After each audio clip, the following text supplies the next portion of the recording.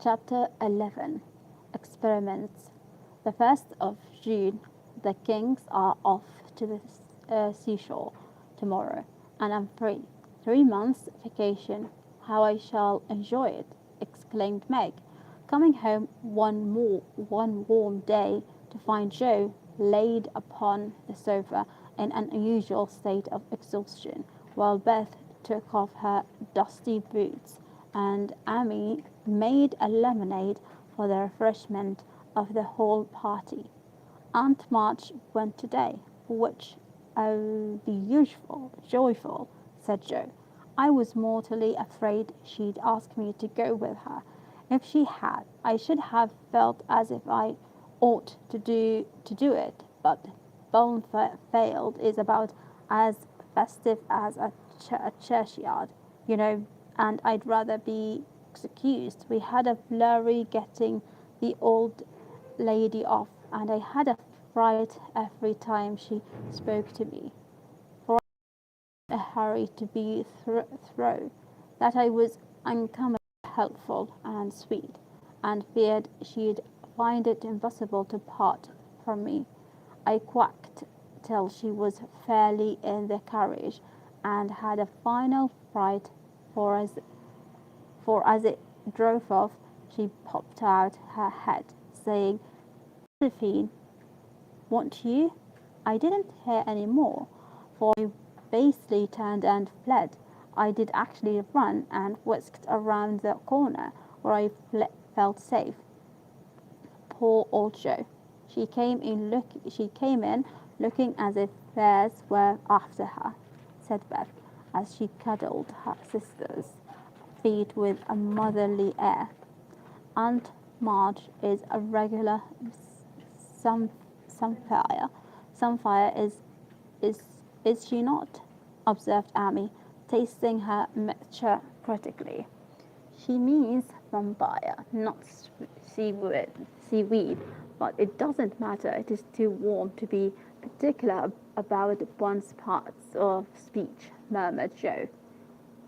What shall you do all your vacation? Asked Amy, changing the subject with tact. I shall lie abed late and do nothing, replied Meg from the depths of the rocking chair. I've been rooted up early all winter and had to spend my days working for other people. So now I'm going to rest and revel to my heart's content. No, said Joe, that dozy way wouldn't suit me. I've laid in a heap of books, and I'm going to improve my shining hours reading on my perch in the old apple tree when I'm not having, don't say larks, and bored Amy as a return snub for the sunfire. I don't know what is this word. Sunfire. I think it's sunfire, maybe, or sunfire. I think it's sunfire. Correction. I'll say nightingales, then with Laurie. That's proper and appropriate, since he is a warbler. Don't let us do any lessons, Beth, for a while, but play all the time and rest, as the girls mean to, proposed Amy. Well, I will, if Mother doesn't mind. I want to learn.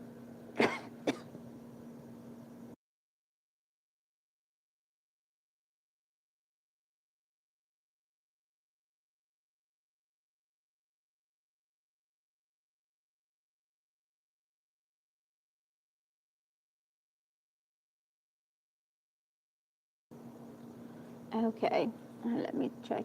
Yes. Don't let us do any lessons, but for a while, but play all the time and rest, as the girls mean to, proposed Amy. Well, I will, if Mother doesn't mind. I want to learn some new songs, and my children need fitting up for the summer. They are dreadfully out of order and really suffering for clothes. May we, Mother? Asked Meg, turning to Mrs. March, who sat sewing in what they called Mommy's Corner. You may try your experiment for a week and see how you like it.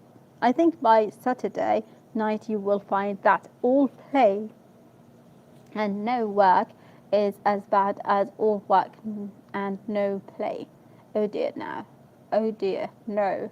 It will be delicious. I am sure, said Meg complacently. I now propose a toast as my friend and partner Sari Camp says. Fun forever and no grubbish, cried Joe, rising glass in hand as the lemonade went around. They all drank it merrily and began the experiment by lounging for the rest of the day. Next morning, Meg did not appear till 10 o'clock.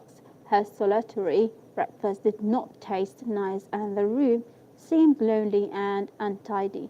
Joe had not filled the vases, Beth had not dusted, and Amy's books lay scattered about. Nothing was neat and pleasant but Mummy's corner, which looked as usual, and there Meg sat to rest and read, which meant yawn and imagine what pretty summer dresses she would get with her salary. Joe spent the morning on the river with Laurie, and the afternoon reading and crying over the wide, wide world. Up in the apple tree, Beth began by rummaging everything out of the big closet where her family resided, but getting tired before half done. She left her establishment topsy, okay, I think it's one word, topsy,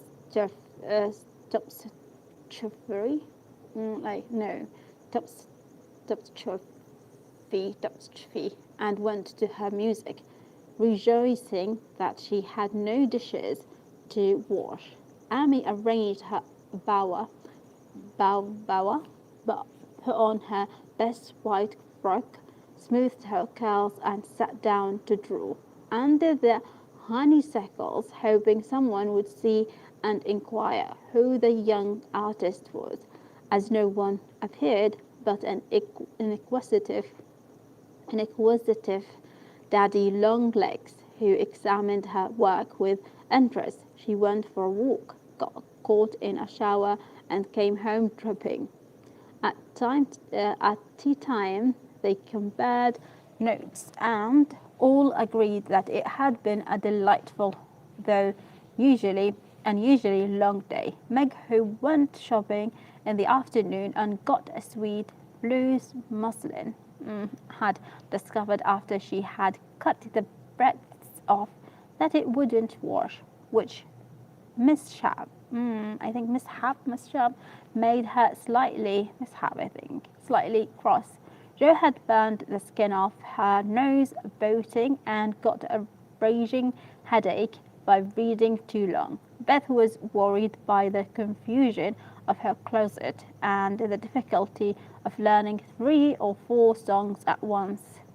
And Amy deeply regretted the damage done her frock, for Katty Brown's party was to be the next day, and now, like Flora McPhilmsey, she had nothing to wear. But these were mere trifles, and they assured their mother that the experiment was working finally.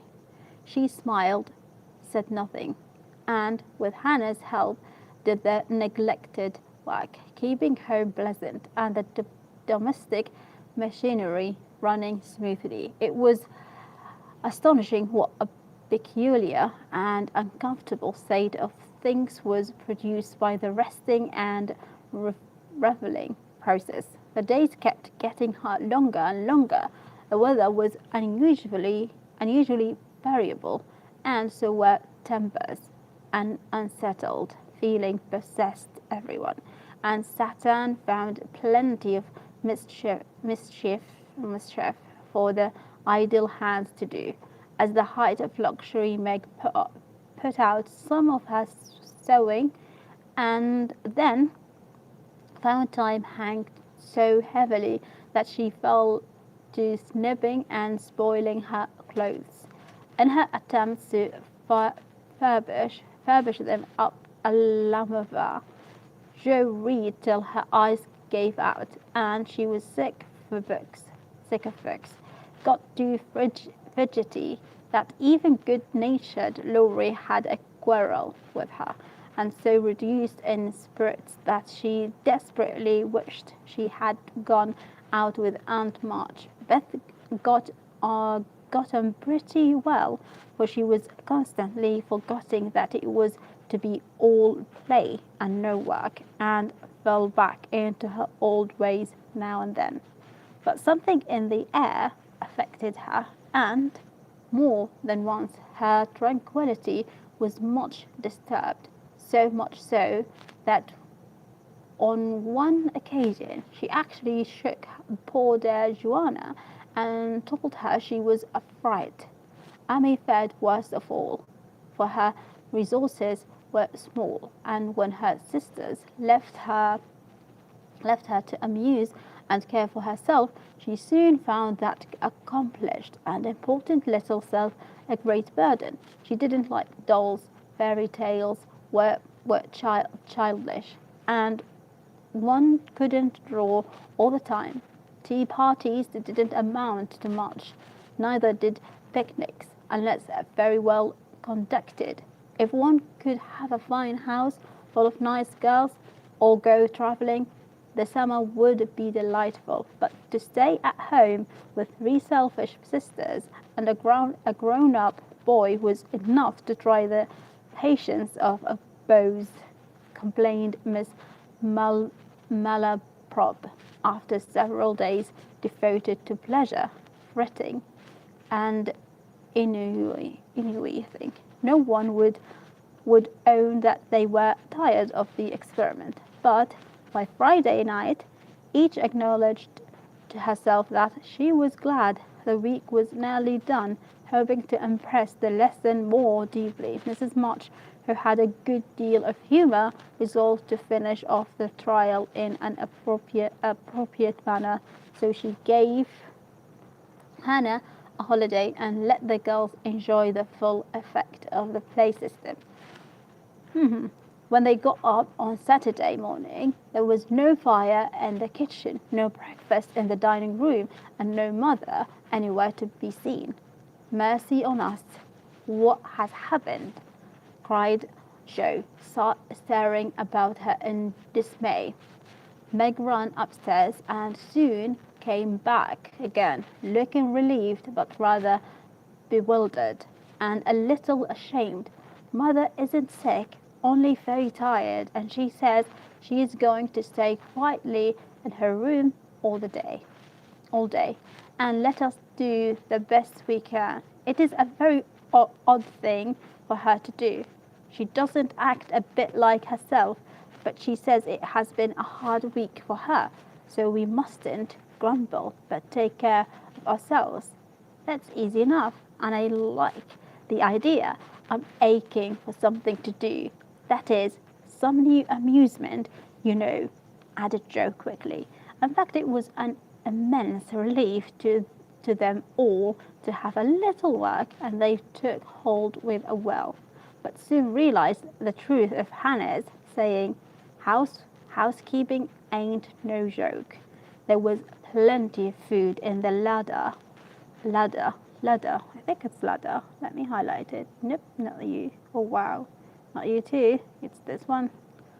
And while Beth and Amy set the table, Meg and Jo got breakfast, wondering as they did so why servants ever talked about hard work.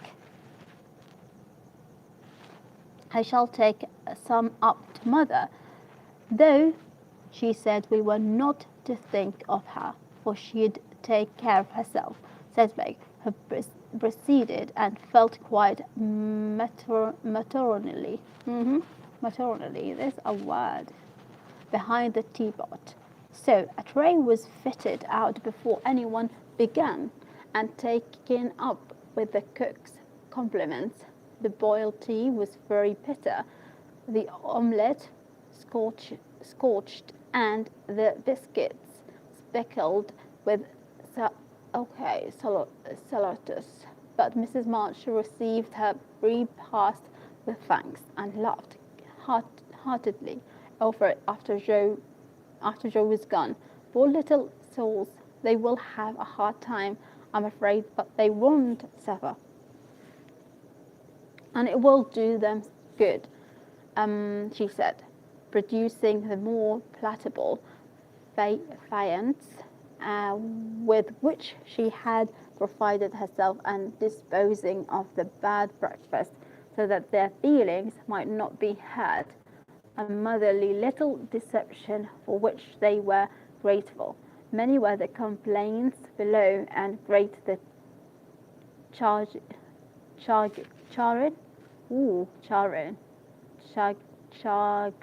chagrin of the head cook at her failures. Never mind, I'll get the dinner. Okay, and be